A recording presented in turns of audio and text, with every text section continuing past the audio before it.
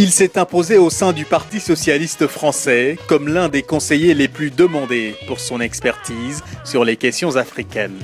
Dans les allées du pouvoir, les personnalités qui le consultent s'appellent Claude Bartholone, Bertrand Delanoë, Laurent Fabius et même François Hollande. Voici le Sénégalais qui murmure à l'oreille du président français.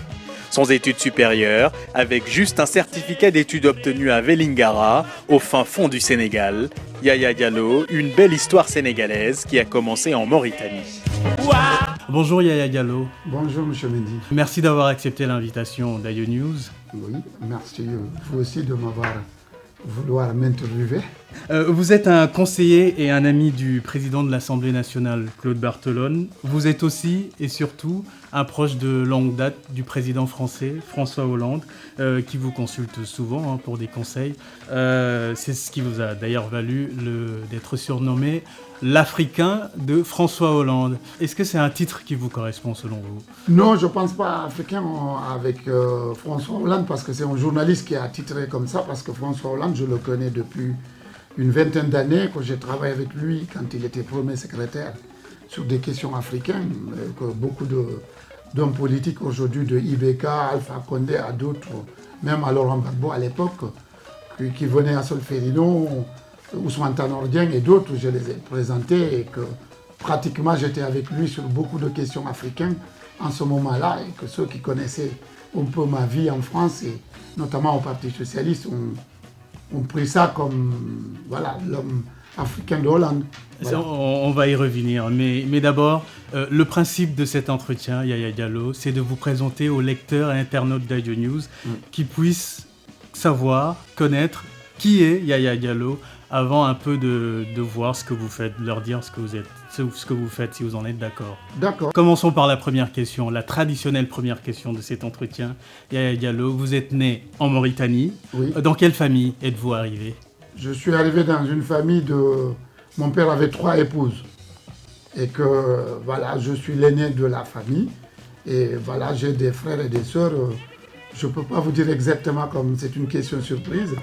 Mais on dépasse largement les 15, les 20 entre frères et sœurs. Qu'est-ce qu'ils faisaient ou font vos parents? Mon père était dans l'armée française quand je suis né à Atar. Et après, je suis reparti au Sénégal à l'âge de 3 ans. Et mon père avait fini son service militaire. Il avait un poste à Dakar comme chauffeur de bus. Il n'avait qu'une seule sœur qui habitait en Casamance, notamment à Vélingara. Il s'est dit, bon, comme sa mère est décédée, son père, il n'y avait que sa sœur et il avait acheté des vaches. Il fallait qu'il retourne au village. C'est comme ça qu'il est retourné à Vélingara, auprès de sa sœur, et avec ses vaches qu'il avait achetées, et ma maman aussi, comme elle venait d'une famille de nomades de Peul, qu'on appelle les Kinsinké. Les Kinsinké, c'est une petite ethnie qui se trouve entre la Guinée et le Sénégal et la Guinée-Bissau, qui sont grands éleveurs de bétail. D'accord. Venons-en à votre parcours. D'abord, votre parcours scolaire, quel est-il, Yaya Diallo? Elle n'est pas fameux, parce que j'ai eu le certificat d'études en 1978. À partir de là, j'ai arrêté parce que... C'était où exactement? À Vélingara. J'étais à l'école mission avec les sœurs. Vous étiez quel genre d'élève au niveau du travail? À l'école, je n'étais pas trop brillant, pas du tout, du tout. J'étais pas jusqu'au collège. Quand j'ai eu mon certificat d'études, j'ai arrêté d'étudier et je me suis lancé à l'époque, à travailler à l'Orostom, une société qui s'appelait Orostom. Et à l'époque déjà, est-ce que vous saviez ce que vous vouliez faire? Si on vous aviez demandé par exemple, qu'est-ce que vous voudriez faire plus tard, qu'est-ce que vous auriez répondu? Bon, à l'époque, je savais déjà, je voulais me lancer dans du social. J'aimais bien le social. Je me créais un peu autour de moi des amitiés partout comme ça. Je créais du monde autour de moi. J'étais toujours ami avec beaucoup de gens, des gendarmes, des pénitenciers, des trucs. Voilà, je élargissais un peu le contact relationnel, facile. Relationnel, facile. Dès l'enfance, j'ai eu ça. Voilà. Ok. D'où est venue cette passion alors pour la politique? J'imagine que c'est une continuité sur le côté relationnel. C'est venu du coup par mon tonton Ousmane Seydi, qui me disait souvent, c'était le député de Vélingara, maire de Vélingara, qui me disait, tu avais un don sur la politique et sur ce côté-là, il faut continuer. Et quand tu arrives en France, continue dans ce domaine-là, je pense que tu pourras réussir et tu pourras faire de bonnes choses pour les gens. Et vous avez commencé la politique déjà au Sénégal ou à votre arrivée ici À mon arrivée en France. À quel âge vous êtes arrivé en France? À 19 ans, 20 ans. Les souvenirs que vous gardez encore en tête de vos premiers pas en France, le froid, le métro, j'imagine. Pour moi, c'était l'enfer. Parce que pour moi, venir ici, calfeutrer dans une chambre, au foyer, rester sans bouger, et ça neige partout, et il fait très froid. Moi, j'avais pas l'habitude de... À l'époque, en France, ça faisait très froid, c'est pas comme maintenant. Ça faisait froid presque 8 mois dans l'année.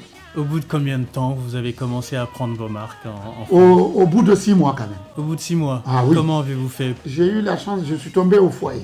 Au foyer, comme c'était... Les gens étaient très soudés. Même si tout Africain qui arrivait au foyer, que tu sois malien ou sénégalais ou guinéen, n'importe quel pays de l'Afrique, les gens étaient soudés au pays. Il y avait au foyer, il y avait une grande solidarité. Et les gens faisaient ce qu'on appelle le toussé.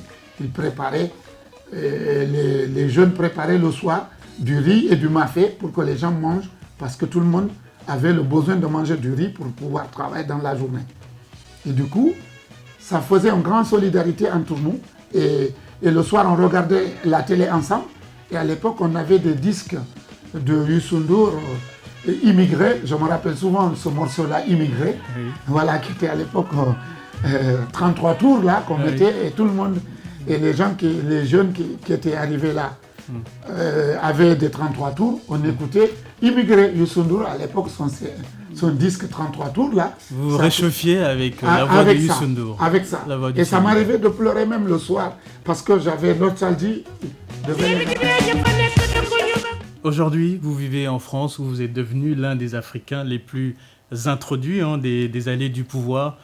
Parlez-nous un peu de votre parcours professionnel, les étapes les plus marquantes en tout cas. Ce qui m'a marqué, c'est mon rencontre avec Claude Barthelone, jeune député. L'actuel président de l'Assemblée nationale. Jeune député, à l'époque au marché du Pré-Saint-Gervais. Parce qu'on se promenait comme ça, j'aimais bien, j'habitais à Pantin. Le matin, je me suis promené là-bas et je voyais au marché, il distribuait des tracts. Claude Barthelone, il était jeune député. Il venait d'être député parce qu'en 81, quand Mitterrand est arrivé, c'était le plus jeune député. Oui. Sur le marché, vous êtes allé directement l'aborder? De lui dire bonjour et de prendre la feuille et prendre contact avec lui. Je l'ai approché, j'ai dit tiens, j'aimerais bien faire de la politique et tout. Il m'a demandé comme ça où tu habites. J'ai dit à Pantin, il m'a dit c'est dans ma circonscription. Il m'a donné son numéro de téléphone, la permanence. Il m'a dit tu peux passer de temps en temps. Si on a des réunions, on t'informe. C'est comme ça qu'il a pris mon nom, il m'a fait adhérer au Parti Socialiste, notamment à la section de Pantin. Il m'a présenté une semaine après un monsieur qui s'appelait Georges Ponce, qui était le président du groupe socialiste à Pantin. Je me suis intégré dans l'équipe et à la mairie de Pantin, j'allais au groupe. Les réunions du groupe, je participais, même si je n'avais pas la parole, pour écouter comment ça fonctionne. C'est comme ça que je me suis formé avec Georges Ponce. Et finalement, on avait une association du département de Vélingara. Il m'a dit prendre des responsabilités là-bas. Il m'a aidé comment monter un courrier, je me suis approfondi, comment écrire à la préfecture, comment s'adresser au ministre, Voilà, ils m'ont formé petit à petit dans ce groupe-là. C'est devenu ma famille, adoptive en France. Vous avez très vite quand même monté en grade, si je puis dire. Voilà. C'est peut-être parce que vous étiez vous aviez un mentor bien placé, Claude Barthelone. Le racisme, vous en avez souffert ou pas? Quand on voit Claude commencer à prendre un peu du volume en matière politique, on voyait un peu Claude m'aimait beaucoup, et que les gens, et Georges Ponce, le groupe, j'avais beaucoup d'importance, la ville, partout où on partait, ça attisait un peu la jalousie aussi, c'est normal. En matière politique, il disait, ce petit noir-là, il vient là, il commence à prendre beaucoup de galons. Donc pour vous, ça restait que de la jalousie? Que de la jalousie, il n'y a pas du racisme au sens même du terme. On a beaucoup critiqué la politique française en Afrique, ce qu'on appelle la France-Afrique, dont vous êtes d'ailleurs l'un des plus fervents pourfendeurs, Yaya Diallo. L'époque sombre de la France-Afrique, c'est fini? C'est pas fini avec l'arrivée de vos amis au pouvoir? Aujourd'hui, la France mène-t-elle une bonne politique en Afrique? Mais je pense que oui, parce que Hollande quand même, parce que la chance qu'aujourd'hui qu'on a avec ce président François Hollande, c'est qu'on a un président qui n'est pas entouré des hommes d'affaires. Parce que d'abord, parlons un peu de Sarkozy. Sarkozy, ce qu'il a fait en Afrique, c'est parce que au départ, il est entouré, ses amis, d'hommes d'affaires. Et Hollande, aujourd'hui, il est arrivé au pouvoir, un homme blanc. Dans ce côté-là, il n'a rien, aucun reproche. Même quand il était premier secrétaire, il n'a jamais voulu baigner avec ça. Parce qu'aujourd'hui, quand il rencontre un président comme Macky Sall, comme d'autres, il les traite comme un chef d'État. Il n'a pas un cortège derrière, quelqu'un qui est derrière la porte, qui l'attend pour qu'il dise au président, il faut que Macky Sall me signe mon contrat. Non. Lui, il parlera en tant que président de la République française, qui défend les intérêts de la France, et à la fois qui comprend aussi que son homologue qui est en face de lui défend les intérêts de son pays. Voilà, à partir de là, le travail est très propre et les relations sont plus saines. Des relations d'égal à égal. Égal, voilà. Ce qui n'était pas le cas dans le passé. Ce qui n'était pas le cas à un moment donné avec le passage de Sarkozy, ça a aggravé la situation. En parlant du Sénégal, l'actualité politico-judiciaire au Sénégal, c'est l'affaire Karim Wade qui divise un peu l'opinion publique sénégalaise en ce moment. On a beaucoup parlé de chasse aux sorcières. Karim Wade lui-même s'est décrit comme un prisonnier politique lors de l'ouverture du procès. Vous en pensez quoi, vous? C'est un procès politique ou pas? Moi, je pense que ce n'est pas un procès politique. Mais ce qui me gêne dans cette affaire, moi, je suis quelqu'un qui a combattu le président Wade depuis le début. Mais ce que je trouve qui est injuste, je ne connais pas bien le dossier de Karim Wade et les autres, mais je sais, avant que Karim Wade arrive au pouvoir, il y avait d'autres qui étaient soupçonnés d'avoir volé beaucoup d'argent aux Sénégalais. Mais ces gens-là, aujourd'hui, on ne parle pas d'eux. Aujourd'hui, on ne parle pas, par exemple, moi je suis très direct, on ne parle pas aujourd'hui d'Ousmane Gom. On ne parle pas aujourd'hui de Farba Senghor. On ne parle pas aujourd'hui ni même de Idriss Seck. On ne parle même pas d'autres. Il y a une centaine de gens aujourd'hui que tout le monde sait. On ne parle pas de Bécaye, de Kolda. Voilà, aujourd'hui, nous avons vu avec le livre du colonel de la gendarmerie, qu'est-ce que les Bécaye faisaient. Donc pour vous, on s'acharne sur Karim Wade? Pour moi, Karim Wade, il a des comptes à rendre, mais aujourd'hui, j'aimerais bien voir autour de Karim Wade une quinzaine ou une vingtaine de gens que beaucoup de Sénégalais connaissent, qui sont en train de se... Awa Ndiaye, qui a acheté des cuillères à 40 000. Voilà. Awa Ndiaye aujourd'hui, qui donne des leçons de morale à tout le monde. Eh bien, attendez, avant même Karim Wade rentre dans le gouvernement de son papa, il y avait des cas graves déjà. On a soupçonné une centaine de personnes avant lui. Et que ces centaines de personnes, personne aujourd'hui ne se trouve à Rebeuss. C'est ça aussi parce que les Sénégalais, vous, les intellectuels et vous, les journalistes, c'est ça qui le bas blesse. Parce que quand on veut faire une justice, il faut qu'elle soit équitable. D'accord. Vous êtes le responsable du Parti socialiste sénégalais ici en France. Oui. Le parti, parmi tant d'autres, c'est ça? Oui. Le parti qui a dirigé le Sénégal pendant 40 ans. Mais on a l'impression aujourd'hui qu'il est devenu un peu comme un cadavre politique, ou presque. On ne l'entend pas du tout, ou très rarement. Et quand on l'entend, c'est sur des bisbilles, sur par exemple la récente brouille autour de la succession de Tanordien. Qu'est-ce qui se passe au Parti socialiste sénégalais? Que pensez-vous de la situation actuelle du PS? Je pense qu'aujourd'hui, la situation est claire, nette. On a fait un congrès au mois de juin. Moi-même, j'étais avec Jean-Marc Germain, secrétaire national du PS, chargé des relations internationales du Parti français. J'étais à Dakar. Moi, je pense qu'aujourd'hui, les choses sont claires. Tanor a dit qu'il ne sera pas candidat. Et aujourd'hui, pour moi, au Parti socialiste, le meilleur parmi tous, c'est Khalifa Sall. Et ça, moi, aujourd'hui, je vais travailler pour que Khalifa Sall, demain, devienne le candidat du Parti socialiste. Qu'est-ce qu'il faut aujourd'hui, selon vous, que le PS fasse pour qu'il redevienne plus audible comme parti? Aujourd'hui, nous, on est responsable, on ne veut pas participer à déstabiliser le pays. Aujourd'hui, ce qu'on veut, c'est que le président Macky Sall réussisse, le chômage diminue, le pouvoir d'achat augmente et que les Sénégalais vivent mieux. Un mot sur la politique de Macky Sall. Il tarde à mettre en place plusieurs réformes institutionnelles, comme la réduction de son mandat, qu'il a d'ailleurs évoqué la semaine dernière lors du sommet États-Unis-Afrique. Il semble plancher pour un référendum sur la question. Est-ce que ça vous inquiète? Quelle lecture vous faites de tout cela, vous? Moi, je suis contre. Je suis pour le mandat de 7 ans, pour une simple raison. Parce que le mandat de 7 ans, au Sénégal, il faut reconnaître, un pays comme le Sénégal, le président qui est nouvellement élu, il arrive. Il est obligé d'abord de se faire connaître dans le monde.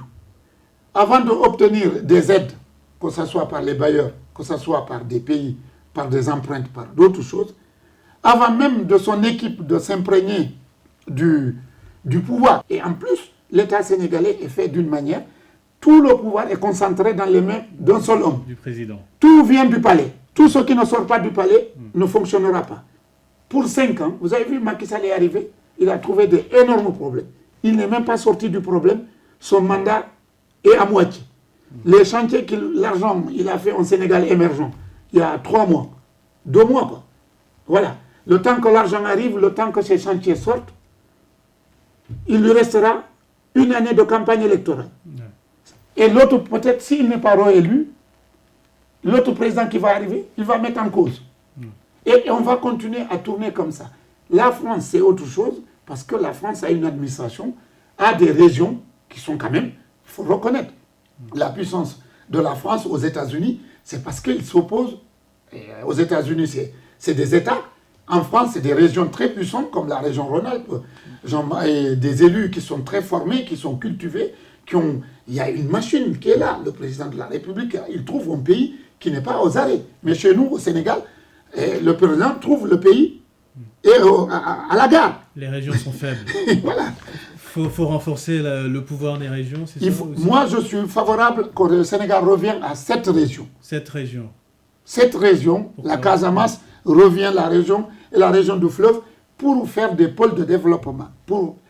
Comme ça, quand vous allez créer une entreprise, par exemple, vous faites du bissap, disons comme ça, un exemple, vous pouvez quand même dire, bon, je fais ça dans ma région, je sais que mes compatriotes régionaux pourront acheter ça, je peux miser sur la région de la Casamance, il y a 500 000 habitants, je peux vendre au maximum 200 000 dans cette région-là, et ça me permet de maintenir mon emploi dans ma région. Voilà comment on crée quelque chose de dynamique. Vous parliez des problèmes que Macky Sall a trouvés en arrivant au pouvoir. Les Sénégalais éprouvent de plus en plus de difficultés à se nourrir, à se loger, à se soigner. Quelles sont selon vous les réformes justement que Macky Sall doit mettre en œuvre de façon prioritaire, en tout cas, pour que ça change, pour que tout ça change? Il est maintenant au pouvoir depuis bientôt 3 ans. Je pense qu'on a commencé de ce qu'on devrait faire à la fin. La réforme territoriale, l'acte 3 de la décentralisation, moi, ce n'était pas urgent pour moi. Moi, ce qui était urgent, c'était de remettre l'agriculture en marche. Aujourd'hui, Wade avait démantelé l'agriculture sénégalaise. Parce que beaucoup de paysans, nos parents, beaucoup ont des bons de 2003, 2004, 2005. Il fallait relancer l'agriculture. Relancer l'agriculture, il fallait, dès son arrivée, trouver du matériel agricole pour que les paysans, qu'on puisse cultiver mieux au Sénégal. Ça, c'était la première des choses à faire. Et assurer leur production d'un achat. Parce qu'on ne peut pas développer un pays par le haut. Il faut que l'économie vienne d'en bas. Oui. Parce que la force d'un pays, vous avez vu en France, c'est l'agriculture. Même si on ne parle pas, la France aujourd'hui développe beaucoup, PAC agricole commune, et des agriculteurs qui touchent beaucoup d'argent sur des grosses subventions. Sauf que ça, c'est sur l'échelle européenne. Voilà. Ouais. Mais néanmoins, la France soutient bien ça quand on touche ce truc-là. Et nous, au Sénégal, aujourd'hui, ce qui nous manque, c'est ce problème-là nous manque. Deuxième point, c'est sur la réforme dans l'administration. Oui. Parce que Wade avait démantelé encore l'administration sénégalaise. On avait des gens incompétents partout. Et quand on a ça, même si l'État fait des réformes, même si le président de la République fait des réformes bien, le temps que ça touche le paysan ou le panier du ménagère, ça pose problème. La seule réforme qu'il a fait, automatiquement, ça a rejailli dans les ménages. C'est la réforme sur le loyer. C'est la seule. Aujourd'hui, toutes les difficultés du président Macky Sall, c'est avoir les gens qu'il faut et là où il faut. Il ne les a pas. Et aujourd'hui, malheureusement, quand on arrive, c'est ce que j'ai dit, c'est des raisons pour... On est en train d'obliger de changer, de faire un casting. Et ce casting-là est difficile. Justement, est-ce que vous partagez le même point de vue qu'Idrissa Seck qui critique le fait qu'aujourd'hui, il y ait comme ça le frère, le beau-frère, l'oncle de Macky Sall qui dirige le Sénégal. On parle aussi de sa femme d'ailleurs qui serait pour beaucoup dans la composition du nouveau gouvernement. Vous en pensez quoi? Non, je pense que Idrissa Seck, d'ailleurs, tout à l'heure je faisais allusion à ça. Idrissa Seck est en train aujourd'hui de faire quelque chose, moi je pense qu'un homme politique ne devrait pas faire.